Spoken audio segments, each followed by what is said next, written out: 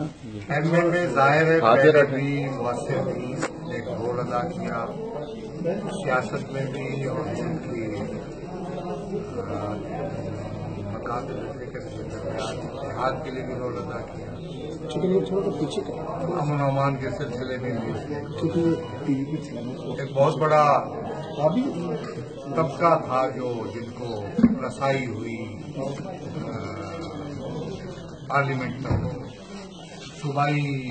اسمبلیوں میں بھی نمائندگی ہوئی، ایک صوبے میں حکمرانی بھی قائم ہوئی، تمام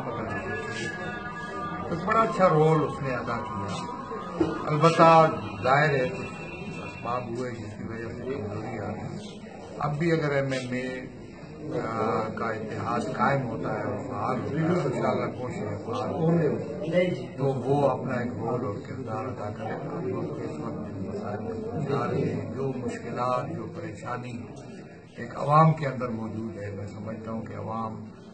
MLA عوام کو ایک مثبت اور اچھا راستہ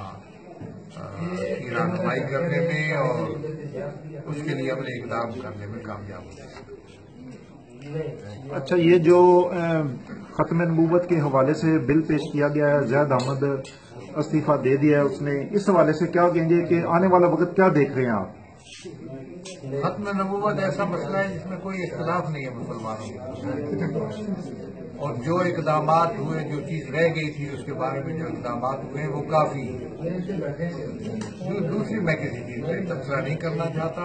مجھے افسوس ہو رہا ہے کہ اب صورتحال ایسی ہے کہ ہر شخص کو اپنے ختم نبوت اور ایمان میں یقین دہانی کرانے کی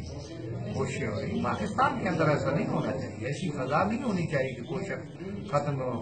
مسلمان ہونا یعنی ختم نبوت کا قائل ہونا، اور اس کے ساتھ ساتھ اس کو کسی کو یقین دہانی کو کرائے کہ ہم ختم نبوت پر ایمان رکھتے ہیں۔ یہ اس فضا سے ہمیں بچنا چاہیے۔